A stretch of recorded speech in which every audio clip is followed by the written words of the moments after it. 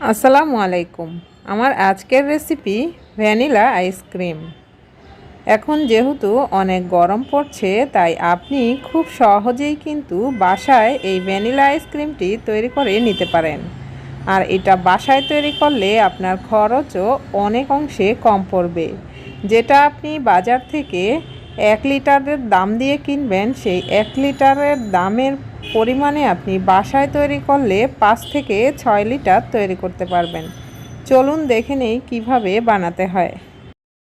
আপনি আমাদের চ্যানেলে নতুন হলে চ্যানেলটিকে সাবস্ক্রাইব করে অল নোটিফিকেশন অন করে রাখুন। এখানে আমি একটা বাটির মধ্যে মেজারমেন্ট কাপ দিয়ে মেপে 1 কাপ পরিমাণ হুইপ ক্রিম নিয়েছি। এই হুইপ ক্রিমটা আমার নর্মাল ফ্রিজে রাখা ছিল। এখন আমি একটি ইলেকট্রিক বিটারের সাহায্যে একদম লো স্পিডে আমি 2 থেকে 3 মিনিটের মতো বিট করে নিব।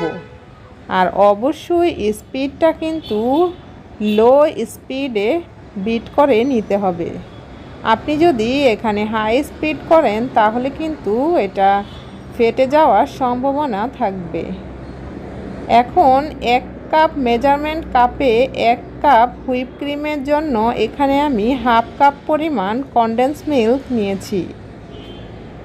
আর দিচ্ছি কয়েক ফোঁটা ভ্যানিলা এসেন্স। তারপর আবারও লো স্পিডে আমি বিট করে নিচ্ছি। তো পুরো এই আইসক্রিমটা বিট করার জন্য আমার সময় লেগেছে 3 মিনিটের মতো।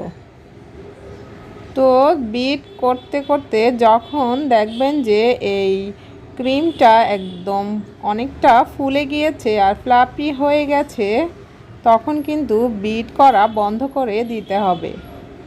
তো আমার বিট করে নেওয়া হয়ে গেছে। 3 মিনিটের বেশি কিন্তু বিট করতে যাবেন না, আর অবশ্যই লো স্পিডে বিট করতে হবে।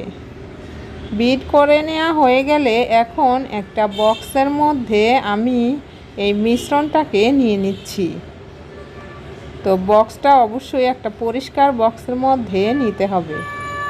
তো যখন পুরোটা আইসক্রিমের মিশ্রণ বক্সের মধ্যে নিয়েছি, এবার স্প্যাচুলার সাহায্যে আমি উপরটা একটু সমান করে দিচ্ছি।